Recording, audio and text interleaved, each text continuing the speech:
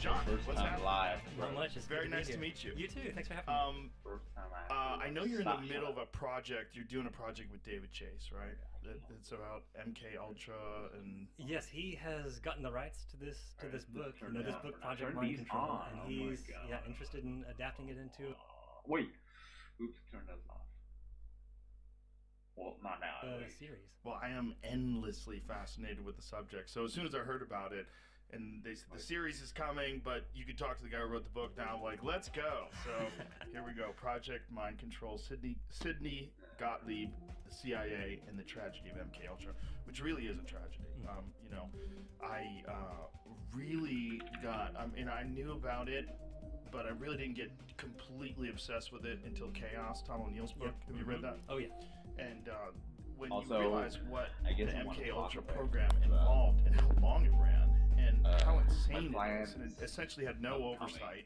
Yeah. And these people were just running these wild mind experiments on American citizens, and So nobody went to jail for it. Yeah, that's part of the crazy thing. One of the things I really try to focus on in the book, especially the second half of the book, are the consequences of MK Ultra in society, but also just the thing I'm gonna what detox. happened to these people afterwards. That's The all victims right. of MK Ultra, they launched several lawsuits try against the detoxing CIA. again because, Basically, really big nothing much came holidays out. They got paid a little bit of money, but the people who perpetrated MK Ultra didn't really face any consequences.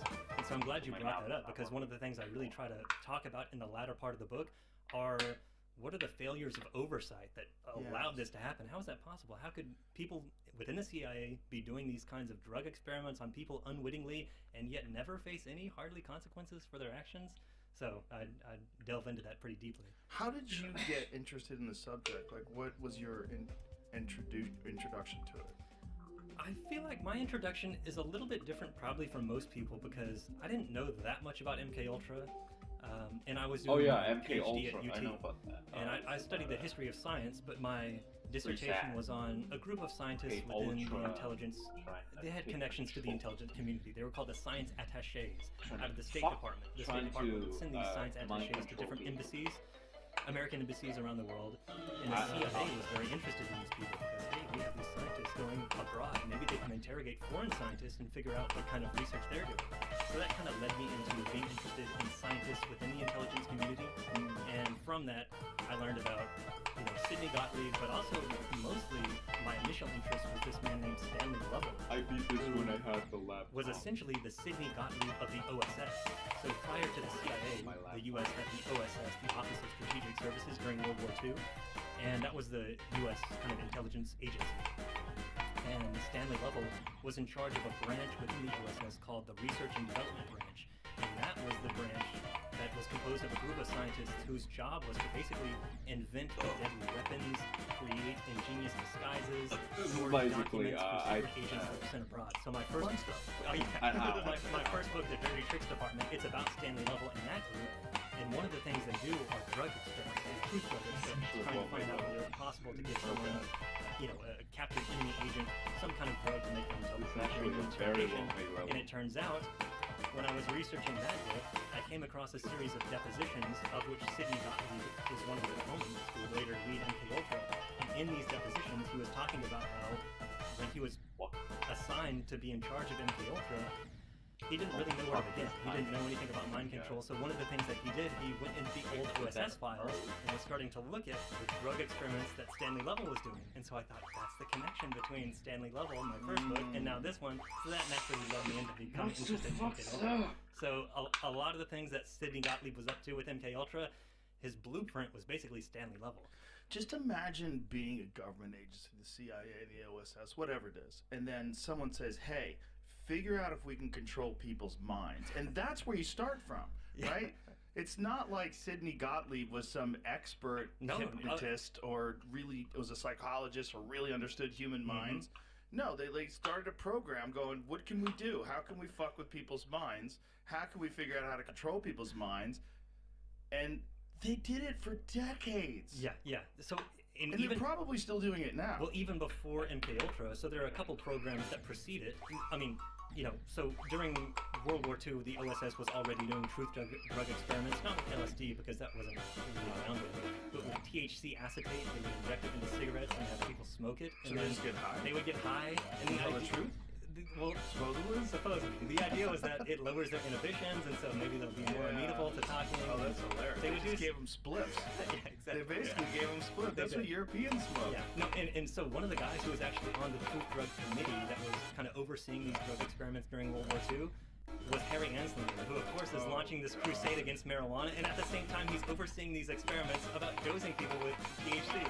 So it's very ironic that that was a thing. It's But really tricky. stunning the kind of damage those people did to just our trust in government, what we, you know, just what we know about these psychedelic compounds and drugs and like what they did with them that completely changed our idea of what the future of legalization and all these things. There's so much negative impact to what they did. On top of what they did, they essentially created Ted Kaczynski. Well, I'm a little. Are you on the fence on that? I'm a little skeptical of whether MK Ultra is connected to that. Well, it's certainly Harvard and the LSD experiments Yeah, that so- did at Harvard. And I don't imagine they would do that without the involvement of the government. Yeah, well, Without them wanting to have access to research. You have people at It's Harvard actually so that do, iconic. like, really critical LSD studies on people, humiliation studies. yeah. Well, with him in particular, the study that he was involved in was Henry Murray, was the guy who was running that. Is like a psychological experiment kept about, going. I think it was interpersonal relationships, where he would basically interrogate them and he'd berate them and see how they reacted to it. Now, Henry Murray, who ran that experiment with Ted Kaczynski, he did have connections to the intelligence community. I just am not convinced that he was funded by MK Ultra or something. His connection, he has a couple of connections. One connection I mentioned in my first book, The Dirty Tricks Department, he was tasked with creating psychological profiles of German leaders like Hitler. And so the idea was that he would kind of figure out what their psychology was, and maybe we could find ways to exploit that psychology. So Stanley Lovell, who is the head of this R&D branch of the OSS, he read Henry Murray's psychological profile of Hitler, and he decided maybe I can figure out a way to kind of drive Hitler crazy by using this. So Henry Murray said that Hitler had a very feminine kind of personality. He was on the border between masculine and feminine, and you know, at least that's what Henry Murray is saying in this psychological profile. Stanley Lovell reads that and he thinks, maybe I can exploit this by getting one of the gardeners near the Eagle Nest, where Hitler often had some meetings. There were some gardeners down there. We can get an agent to slip a gardener some female sex hormone, and that gardener can inject it into the beets that are destined for Hitler's plate. Hitler's Oh going my to eat it, God. and it's going to like exacerbate this feminine tendency, and it's going to make him go crazy or something like that. That was That's the plan. That never actually happened, but hilarious. so Henry Murray is kind of connected to the OSS in that sense. And then later he developed some personality tests for the OSS and CIA. I believe it was for recruits, to give these to recruits to determine whether they kind of have the psychological profile that would be amenable to being in an intelligence organization. Did you see that they recently my God, I know why. did a scan of some Oh my blood that was fucking found in hell. Hitler's bunker, and they determined that he has a very unusual gene expression? Can you find out what that is? It's something that would lead to him potentially having a micropenis. Yeah, which is I hadn't heard of it.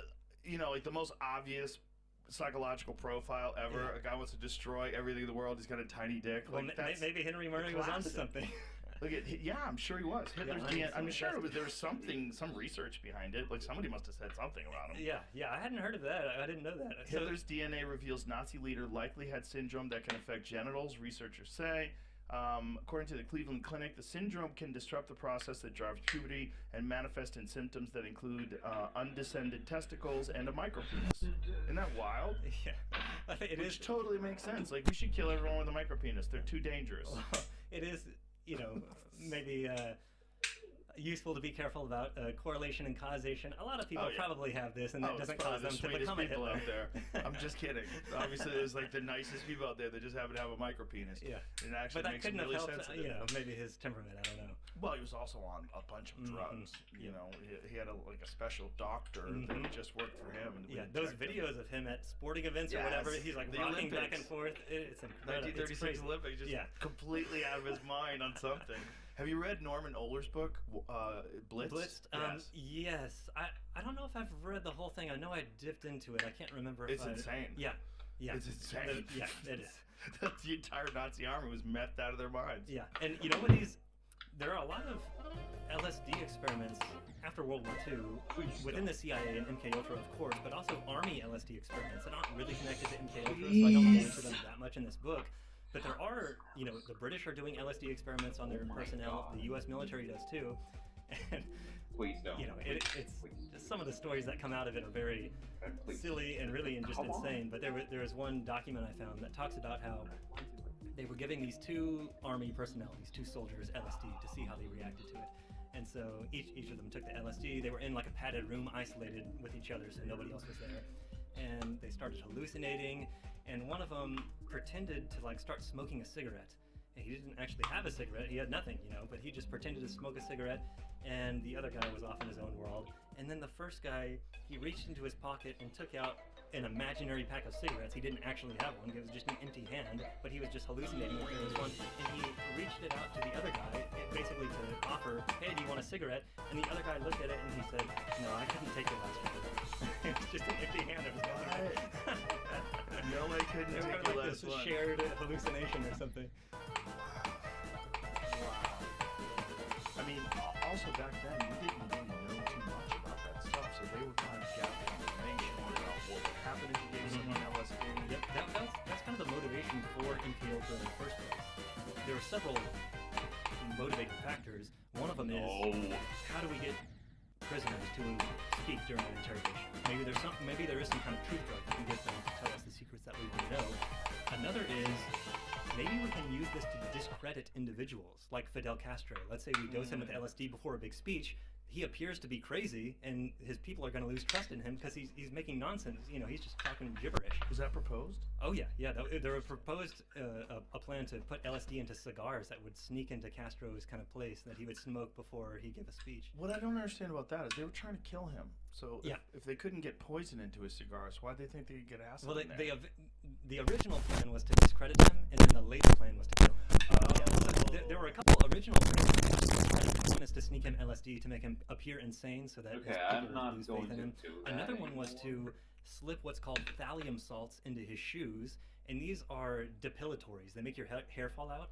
And so the idea was that, he's got this masculine allure with his big beard, but if we can slip these depilatories into his shoes and he puts them on, his beard's going to fall out, and like Samson, he's going to lose his power or something like that. That was the idea. So Sidney Gottlieb was kind of involved in some of these that I talk about in the book. Another one, so you have the LSD, you have the depilatory. Another one was to Photoshop images, basically, of Castro with a bunch of beautiful women around him and like a buffet of food in front of him, and to have a caption underneath it that said, "My ration is different," to indicate I'm getting all the benefits of this the spoils of society while my people are going hungry. And so the idea was to spread this around Cuba and have people resent Castro for indulging in all these. Well, that one's actually reasonable. Yeah, right? A little bit more than the other. That one's probably the closest to accurate. Yeah. So those were attempts to discredit Castro, and then there were several attempts to assassinate him that Sidney Gottlieb and others involved kind of in this story do. So some of the main assassination attempts on Castro involved his hobby of ocean diving. So he liked to dive in the ocean. And one idea was that, what if we get this really beautiful shell that he would just be unable to pass up? It would be so beautiful that if anyone swam by it, they would obviously want to pick it up. We pack the shell full of explosives and put it on, have some kind of trigger mechanism for when you pick it up that detonates the explosives. So when he's underwater, he's going to swim by this, he's going to see the shell, he's going to pick it up and it's going to explode.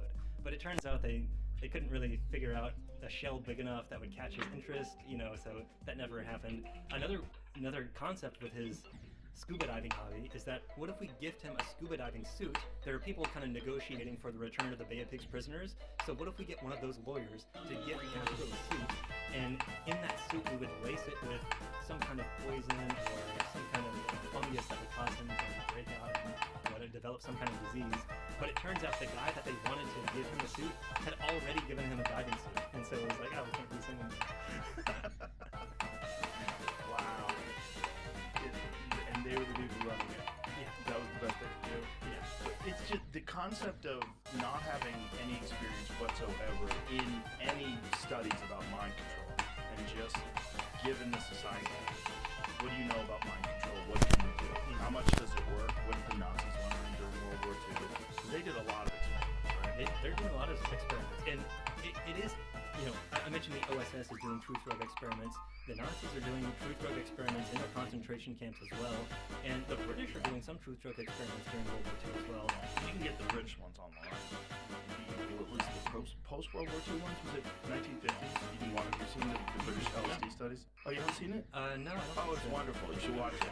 We'll watch it real quick because it's kind of hilarious. They start breaking out. They can't. Oh, They can't. yeah. You have seen it? I think so. They can't The soldiers all in a concentrate. row, and Some of them just start laughing in the middle of doing the task, and they just start laughing uncontrollably. And they sit down. Well, I mentioned those like THC acetate experiments during World War II. These guys. This giant smile on their face. This guy's having a guard go. Yeah, he might have been having a downer or something. He had to be removed from the experiment after 35 minutes. Look at the radio operator trying to figure out how to work it. They're just so confused. And eventually they just start laying down and just laugh like these guys. These guys just. Yeah, in these THC experiments during World War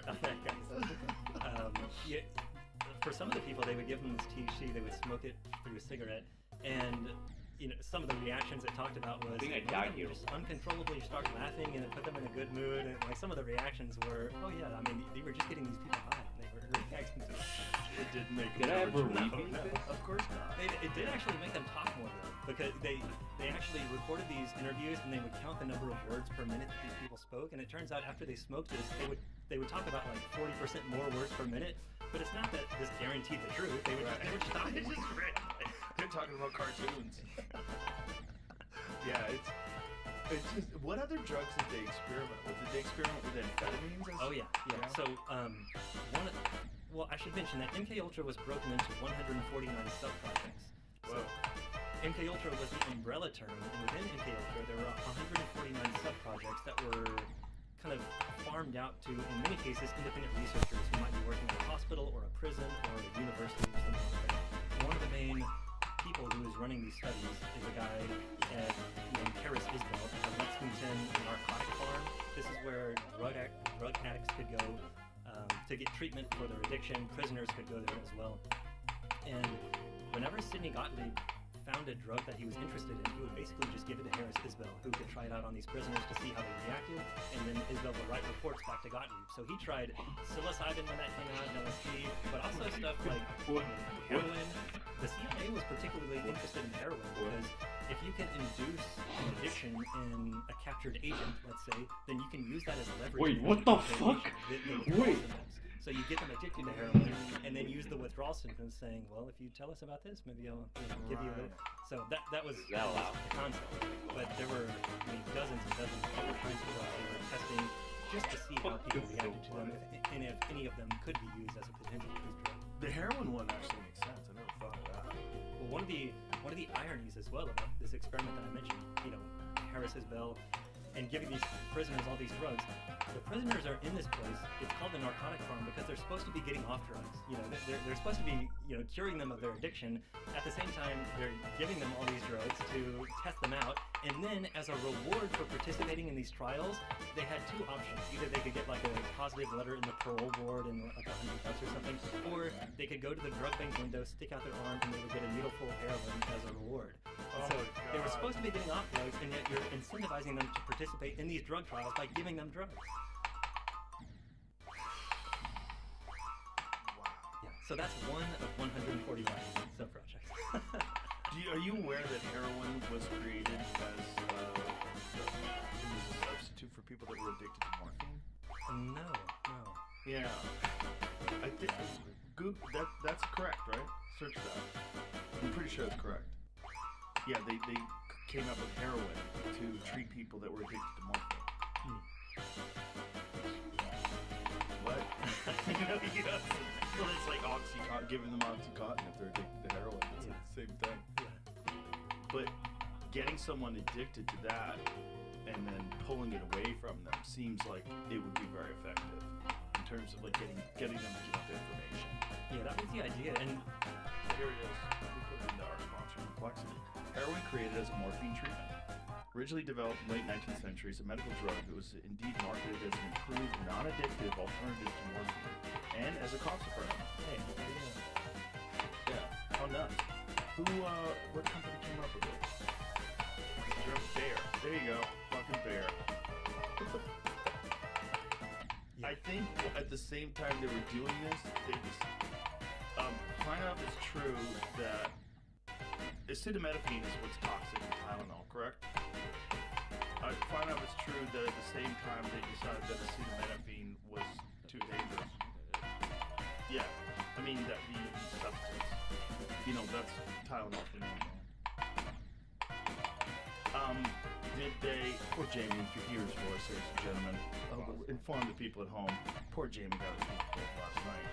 It's rough, and not even excuse me. Last night you were in pain. Today you got a tooth pulled, and he's got what looks like a softball stuck in his cheek. Did Bayer decide not to release acetaminophen during the same time period? During the pandemic, I got fascinated with acetaminophen because I read this horrible story about this poor lady who got COVID and she was in real pain, so she took a bunch of acetaminophen. She put too much Tylenol and kept taking it, and apparently didn't realize how dangerous it is to overdose on Tylenol, and she died of liver poisoning. Yeah, and I was like, oh my god, how many people die of liver poisoning? It's like 500 a year in this country. It's like acetaminophen is scary stuff. Was not being actively held back by Bayer at the same period that it promoted heroin and aspirin. It was simply not yet recognized on the market the way those drugs were. And its development and adoption followed a different path. Existing historical accounts focus more on scientific uncertainty and competing drugs and deliberate suppression against by Bayer. I don't think they were saying in this article I read that it was that they were suppressing it, but they decided not to focus on it because it was dangerous. Why acetaminophen last minute? Early clinicians fabled phenacetin and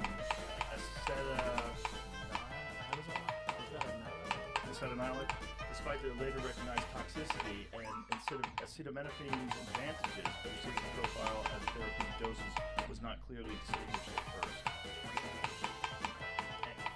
Well, we're getting off track. I was just going to say, one of the ironic things too is some of these MK Ultra subtypes. They're interested in finding these supposed truth drugs that could get someone to tell the truth during an interrogation.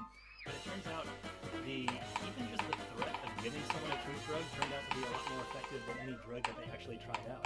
So for instance, in an interrogation, if you tell someone that this is a truth drug and I'm going to give it to you and it's going to make you tell the truth, that can lower their defenses a bit, in the sense that the person who takes this, that might give them kind of the permission to be able to talk, because it makes them think, well, I couldn't have stopped myself. Well, they gave me this truth drug, of course I'm going to have to say this, so I can't be blamed.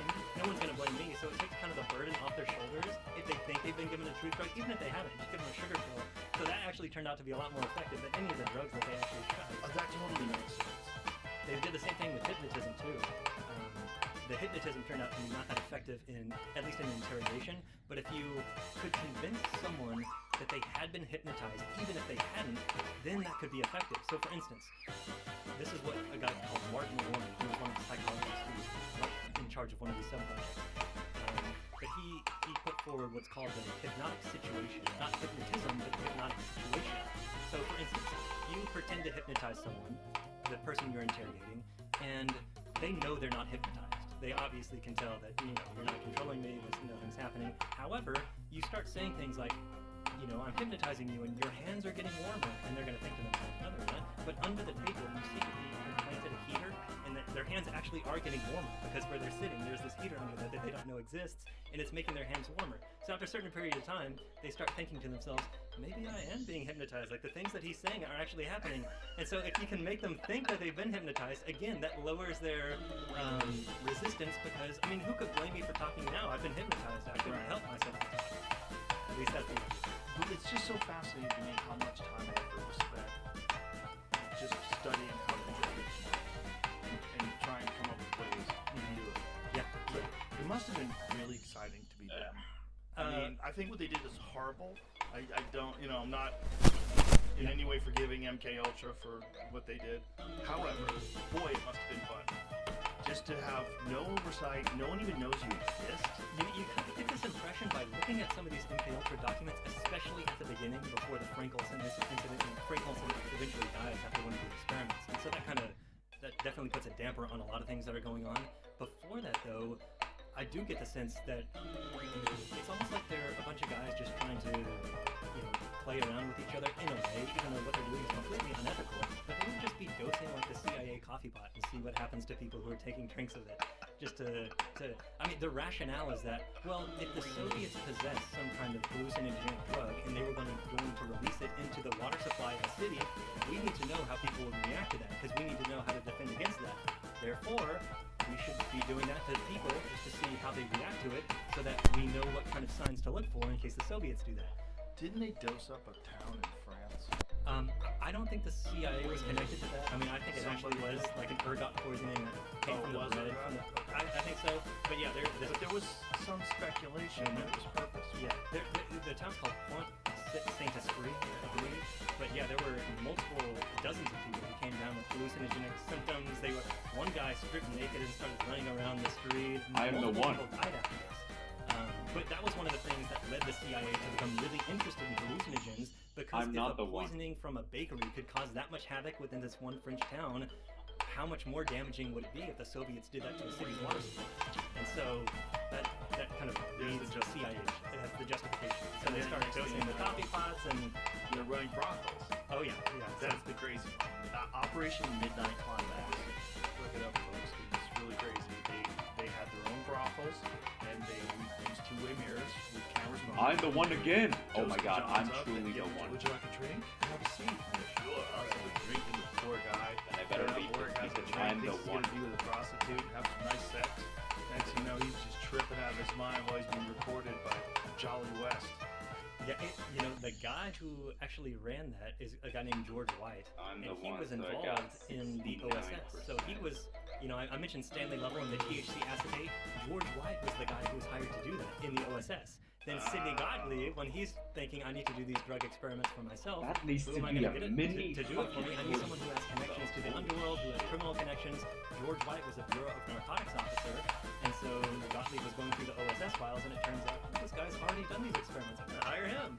So that's how George White eventually gets involved in the series.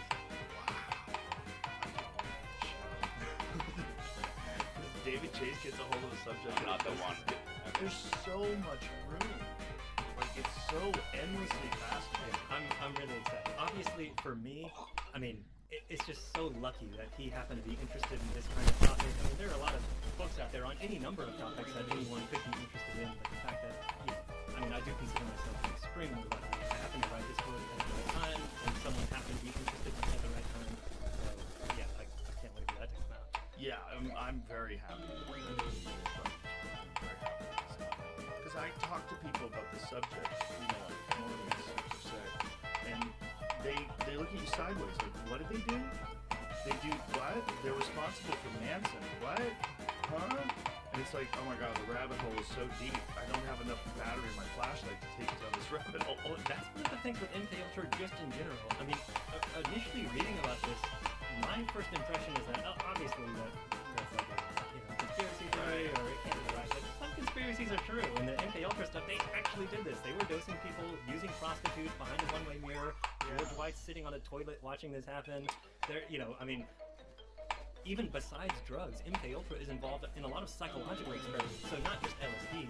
Most people associate MK Ultra with LSD, but one of the most expansive of the subprojects is Subproject 68 by this guy named Ewan Cameron. Have you heard that name before? No. Okay, Ewan Cameron. He is a psychiatrist up in Montreal, Canada, working at what's called the Allen Memorial Institute. And Gottlieb wanted to expand MK Ultra besides drugs because he already had a lot of people doing drug experiments. So he wanted to see if there were psychological techniques that could be used to manipulate a person. So not just in an interrogation, but can we actually control a person's personality? Can we make them behave in certain ways, make them do something? So the idea that I remember I died come there up with before the CIA is involved, I should mention Ewan Cameron is a behaviorist. So he thinks that all behavior is a result of nurture, not nature. So it's the environmental input that causes a person person to behave a certain way, and he thought that if you could bring a person back down to a blank slate, remove all the environmental inputs that have been put into them, and then you can build them back up in your image into whatever you want them to be. So his idea to bring someone down to the blank slate was to induce enough stress that they forgot who they were. So you reduce the blank slate, and then the CIA is really interested in if you could do that, then you could form them into whatever. So you and Cameron, his main goal is to try to figure out what can induce enough stress in a person to bring them down to that blank slate. And so he performs a lot of experiments. His most famous one is called psychic driving, where he was doing a therapy session, quote-unquote therapy, with one of his patients, and he was recording the session, and she said something about how, my mother, when I was young, used to tell me, blah, blah, blah. She said something like that. And so you and Cameron rewinded that on the tape and made her listen back to it and said, hey, I want you to listen back to what you say your mother used to say. When he rewinded the tape and played it forward, as soon as the woman was kind of quoting her mother and she listened to that herself on the tape, she recorded it. And Cameron thought, you have a negative reaction to that. So he rewound that is it such a... And again, and he kept rewinding it. Good she part. Just got more and more emotional, had this more and more kind of visceral reaction to what she was saying her mother used to tell her. So this led Cameron to develop the concept of psychic driving, which is you record some kind of negative message, and then you make someone listen to it for thousands and thousands and thousands of times for weeks on end, for hours every day. All their waking day, they just sort of strap into the headphone that is playing this negative message, and it will break them down over time. That's how you induce them stress, to break them down to one point, and then you can record a positive psychic driving message to build them up into whatever image you want them to. So that was his initial idea. Was it based on anything? Not really. It was just based on he had this one encounter with this woman and she had a negative reaction. And he's just trying to reduce stress. This obviously seems to reduce stress in her. No. Therefore, we're going to start playing these negative tapes to them. So it was just his idea. It's just his idea. He was known for doing this kind of thing, kind of spur of the moment. In fact, there was one kid basically who had been at this Allen Memorial Institute where you and Cameron was. He eventually had gotten out, but he had tried to commit suicide, and so he was sent back to the Allen Memorial Institute. But the way that he had tried to commit suicide was to close the garage and have the CO2 build up in the car and breathe on and stuff. That ended up not working. However, when he went back to the Allen Memorial Institute, you and Cameron thought, his personality seems like a little bit better than it was when he was here before. Maybe CO2 can influence someone. So he sent out some of his keep coming back here and die. I'm gonna start giving this to them. But it turns out the assistants knew that this was completely unethical. There was no medical basis for anything, and so they lied to him and said, "Oh, the canisters were way more expensive than we could actually do." Why am I trying to be a So he was trying to find any way that he could have a breakthrough to cure mental illness, and he was using his patients as guinea pigs. Completely. What was the result with the woman? The woman where they played the negative guy. There are dozens and dozens of people who can I don't know about her in particular, because I don't know if she's actually named in the documents. So I don't know. Did any of these experiments have positive effect? Hardly. So that was I shouldn't say positive. I should say were they effective? No. For the most part, the people who he did his practice on came out way worse than when he went. So psychic driving, that's initially what got the CIA interested in Cameron. So it's important to keep in mind, it's not that the CIA told Cameron to do this, he's doing this on his own because he thinks he's going to cure mental illness by having this radical breakthrough where we break them down and build them back up, and we can build them back up and make them forget their schizophrenia or depression or whatever they have. The CIA reads his article about psychic driving, and they think, this is the kind of thing we're interested in. So from that point on, they start funding him, not only to do psychic driving experiments, but also he does puts people in chemical comas for months on end, and while they're in these chemical comas, he would put an audio device next to their pillow playing these psychic driving messages. And he would put them in sensory deprivation chambers for weeks. They would have goggles over their eyes, earmuffs on their ears, they would have cardboard tubes over their arms so that they couldn't feel anything, and they would just be in a room for weeks on end. The idea, again, being to induce enough stress so that it breaks them down so that you can eventually build them up. But one of the saddest stories in the book, really, is of this woman named Mary Morrow, who was one of the patients of Ewan Cameron in Montreal. The sad thing about her especially is she had been a resident in training at the Allen Memorial Institute under Ewan Cameron. So she had been training to be a doctor under him, and she had administered some of these techniques, including electric shock. So that's one of the things too. We would put these electrodes on the heads of people, and he would continually shock them